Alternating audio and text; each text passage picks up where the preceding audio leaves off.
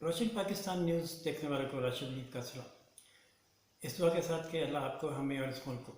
Corona की वबा से महफूज रखे, बल्कि पूरी दुनिया को कोरोना की वबा से महफूज रखे और हमें इस मोदी मर्ज से निजात दिलाए। नाज़रीन, जस्टिस काजी फ़ाइज़ ईसा केस की समाअत का अहवाल लेकर हाजिर हुआ हूँ। आज की समाअत को अगर समाअत कम और खड़ाक ज़्यादा कहा जाए, जट दा खड़ाक, तो बेजाना होगा, जिसमें तंज भी हुए और तैश के इजहार भी हुए और जवाबी वार भी हुए। आज जिक्र आया अलीमा ख़ान की सिलाई मशीन का। नाम तो अलीमा ख़ान का नहीं लिया गया, लेकिन जब बार बार ये इसरार था फ़रोग़ नसीम की जानिब से कि प्रॉक्सिमिटी का रोल अपनाया जाना चाहिए और स्पाउस के सोर्सेज भी सामने आने चाहिए और बताया जाना चाहिए कि उन्होंने इजाज़त कहाँ से ख़रीदी, तो जस्टिस मकबूल बाकिर ने बेसाख्ता कहा कि अगर जज की अहलिया ये कह दे कि उन्होंने सिलाई मशीन की आमदनी से ये प्रॉपर्टी ख़रीदी है तो क्या मामला ख़त्म हो जाएगा, जिस पे अदालत ज़ाफ़रानज़ार हुई। और एक मौका पर बैरिस्टर फ़रोग़ नसीम उस वक्त तैश में आ गया जब उन्होंने ये कहा कि प्रॉपर्टी इनकी है, और ये इशारा था ऐसे करके जस्टिस काज़ी फ़ाइज़ ईसा के वकला के पैनल की तरफ कि प्रॉपर्टी तो इनकी है, लेकिन टाउट मुझे कहा गया उनके जवाब में, और शहजाद अकबर के ख़िलाफ़ बातें की गई। और आपको अंदाज़ा नहीं है कि हम किस अज़ियत से गुजर रहे हैं, हमारा इसमें ना कुछ लेना ना देना, लेकिन हमें ऐसे ऐसे इल्ज़ामात और अलकाबात से नवाज दिया गया, जिस पर जस्टिस मकबूल बाकिर भी पीछे नहीं रहे और उन्होंने आगे होकर कहा कि आप अपने रवैये पर भी गौर करें। पिटीशन दायर करने के बाद प्रेस कॉन्फ्रेंसें की गई एक जज के ख़िलाफ़, और उन पर कैसे कैसे इल्ज़ामात और अलकाबात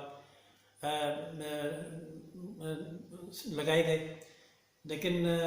हम इस सारी बहस में और इल्ज़ाम तराशी और जवाबी इल्ज़ाम तराशी में नहीं जाना चाहते। ना ये एक जज का मनसब है कि वो ऐसी बातें करे और ना आपको ज़रूरत है। यहाँ जस्टिस उमर अता बंदियाल ने इंटरवीन किया और कहा कि दोनों साइडें सब्र करें,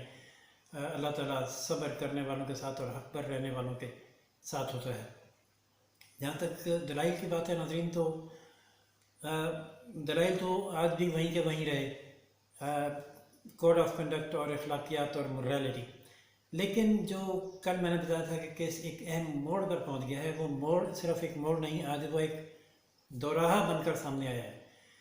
सुप्रीम कोर्ट ने हुकूमत को ये ऑप्शन दे दी है कि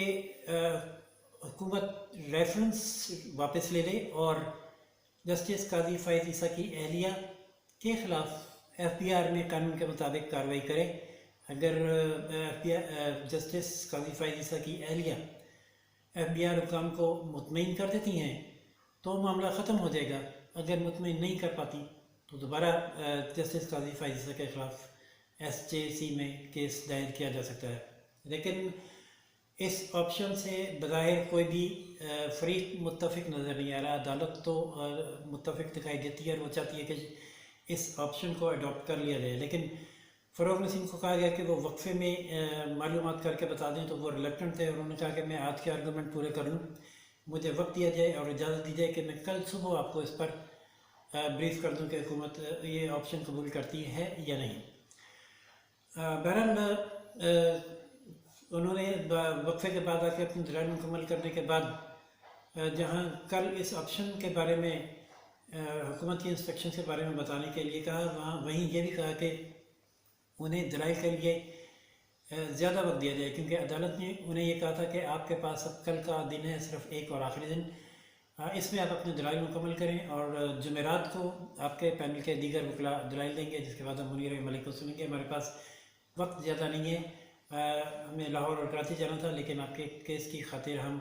एक ही जगह बैठ कर केस सुन रहे हैं। मुनीर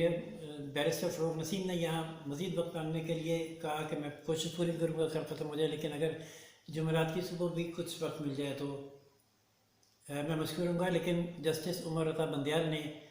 उन्हें जुमेरात का दिन देने से इनकार कर दिया था। हम इस कर्सी का मुज़ाहरा किया कि अगर आपको मज़ीद वक्त चाहिए हुआ तो हम रात तक बैठ कर भी आपको सुन लेंगे। हम हर रोज़ भी 1:30 बजे तक बैठते हैं, 1 बजे के बजाय, तो लेकिन कल से आगे आपको वक्त नहीं मिलेगा। और जस्टिस उमर अता बंदियाल ने उन पर यह वाज़ेह किया बैरिस्टर फ़रोग़ नसीम पर कि आपके अपने दलाइल जो हैं कोड ऑफ कंडक्ट के हवाले से, अखलाकियात के हवाले से, मोरालिटी के हवाले से, प्रॉपर्टी के हवाले से, वो अपनी जगह, लेकिन کل آپ کو جو دلائل دینے ہیں، جو جوابات دینے ہیں، وہ ان سوالات کے ہیں کہ آرٹیکل 209 میں اہلیہ کو زیر کفالت یا خود کفیل رکھنا بلا جواز ہے یا نہیں، اور کیا کسی کا اپنی اہلیہ کے نام جائیداد ظاہر نہ کرنا قابل سزا جرم ہے،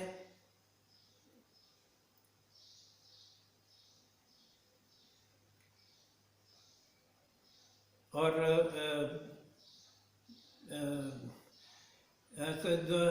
جسٹس عمر عطا بندیال نے کہا کہ ہم اب بھی تک اسی نقطہ پر ہیں جہاں سے ہم نے دلائل شروع کیے تھے، اور جو ہمیں جن سوالات کے جوابات چاہیے ان میں یہ ہے کہ آپ نے غیر قانونی طریقے سے شواہد اکٹھے کرنے پر ابھی تک دلائل نہیں دیا جس کا آپ کو جواب دینا ہے، جبکہ آپ نے بدنیتی کے نقطے پر بھی ابھی تک کوئی بات نہیں کی، اور آپ نے بدنیتی یہ ثابت کرنی ہے کہ اس ریفرنس میں بدنیتی کا عنصر شامل نہیں تھا۔ جج اور اس کے اہل خانہ کی جاسوسی جیسے سنگین الزامات کا جواب بھی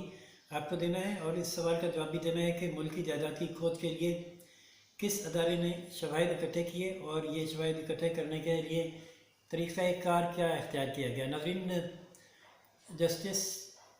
قاضی فائز عیسیٰ کی جانب سے جواب جو ریفرنسز ہیں ان میں جواب میں ایک اور آج جواب جمع کروایا گیا ہے، جس میں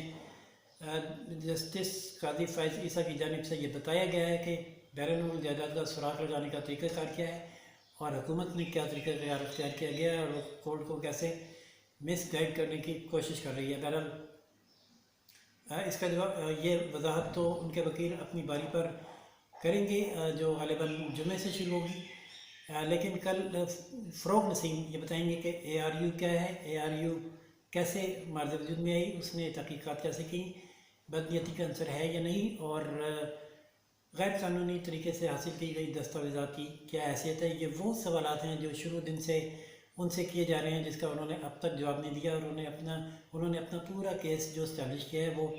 اس بنیاد کے بغیر ایک عمارت کا ڈھانچہ کھڑا کر کے رکھ دیا ہے، لیکن وہ بنیاد فراہم نہیں کی جس پر یہ ڈھانچہ رکھا جانا ہے۔ انہوں نے مختلف عدالتوں کے فیصلہ جات کے حوالے سے یہ اسٹیبلش کرنے کی کوشش کی ہے کہ ایک جج کی موریلٹی بہت ہائی ہونی چاہیے، اس کو اپنے اہل خانہ کے اور ازدواج کے معاملات کا، مالی معاملات کا اور جائیداد کا مکمل علم ہونا چاہیے، چاہے اسے کہیں وہ بتانے ہوں یا نہ ہوں، لیکن اگر اس نے کسی مقدمے کی سماعت کرنی ہے تو اس کو پتہ ہونا چاہیے کہ اس مقدمے میں جو بھی مالی معاملات آ رہے ہیں اس کے ساتھ کوئی یا اس کے اہل خانے کے ساتھ کوئی کانفلکٹ نہیں ہے، وہ اس کے علم میں ہوگا تو وہ اس بات کو جج کر پائے گا۔ عدالت کا کہنا تھا کہ آپ نے جو بھی مثالیں دی ان میں وہ اسپیسیفک کیسز ہیں جن میں کسی میں مس کنڈکٹ ہے، کسی میں بددیانتی ہے، کسی میں جائیداد نہ شو کرنا شامل ہے، کسی میں بورڈ آف ڈائریکٹر کا ایشو ہے۔ یہاں پہ ایسا کوئی الزام نہیں ہے، نہ جج صاحب پر کہ نہ بدنیتی کا الزام ہے، نہ کرپشن کا الزام ہے، نہ منی لانڈرنگ کا الزام ہے۔ صرف یہ آپ جاننا چاہتے ہیں کہ سورس آف انکم کیا ہے، اور وہ سورس آف انکم بتانا تھا ان کی اہلیہ کو۔ لیکن یہاں فروغ نسیم نے یہ دلیل دی کہ اگر ہم نے اس کی اجازت دے دی تو کرپشن کا ایک راستہ کھل سکتا ہے، کیونکہ کوئی بھی جج یا پبلک آفس ہولڈر یہ کہہ سکتا ہے کہ یہ اس کا یا اس کی اہل خانہ کی جائیداد کا معاملہ ہے، اور اس کے وہی ذمہ دار ہیں، وہی سورس آف انکم بتائیں گے، وہ ان کا ذمہ دار نہیں ہے، اور اس طرح اس کے خلاف کوئی کارروائی نہیں ہو سکے گی۔ بہرحال ناظرین، سرائی نشینوں کے تذکرے اور ایک دوسرے پر غصے کے اظہار کے بعد یہ سماعت آج اختتام کو پہنچی 1:30 بجے، اور اسی ہدایت کے ساتھ کہ کل آخری دن ہے اور آپ عدالت کے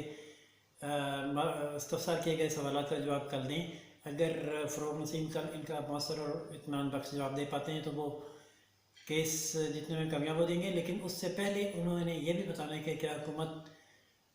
کورٹ کے دیے گئے آپشن پر جانا چاہتی ہے یا نہیں۔ یہاں آپشن کے حوالے سے میں بتاؤں کہ جب یہ آپشن دی گئی تو اس کے بعد ہم نے جو وکلاء بار کی نمائندگی کر رہے ہیں ان سے یہ استفسار کیا کہ وہ اس آپشن کو کیسے دیکھتے ہیں، کیا یہ کورٹ نے جو آپشن دیا ہے درست ہے۔ تو اس پر جیسا کہ میں نے بتایا فروغ نسیم تو ریلیکٹڈ نظر آئے ہی، حامد خان اور رضا ربانی بھی خاموش تھے، اور لیکن حامد خان نے یہ کہا کہ میں تو اس آپشن سے بالکل متفق نہیں ہوں، بار کے دیگر جو نمائندہ وکلا ہیں ان سے بھی مشاورت کروں گا، اور منیر ملک جو جسٹس قاضی فائز عیسیٰ سے کے وکیل ہیں ان سے بھی مشاورت کروں گا۔ یہ آپشن دینے کا مطلب بیک فٹ پر جانا ہے، اور عدالت کو اس مرحلے پر کسی بھی قسم کی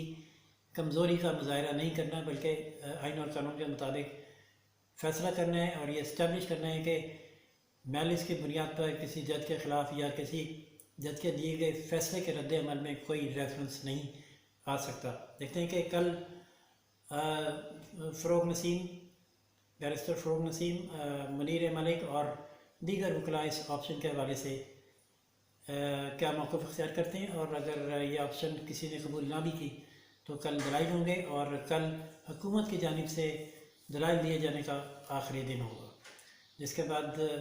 دیگر فریق جو ان کی جانب سے دلائل ہوں گے، اور پھر جمعے کے روز دوبارہ جسٹس قاضی فائز عیسیٰ کی باری آ جائے گی۔ دیکھتے ہیں یہ سماعت جمعے کو مکمل ہوتی ہے یا اگلے ہفتے میں بھی جاتی ہے۔ اپڈیٹ کے لیے لائک، شیئر اور سبسکرائب کرنا نہ بھولیے، اور بیل کا آئیکن ضرور دبائیے گا تاکہ آپ کو کل ہونے والی اپڈیٹ بر وقت مل سکے۔ اسی کے ساتھ اجازت دیجیے راشد حبیب کو۔ اللہ حافظ۔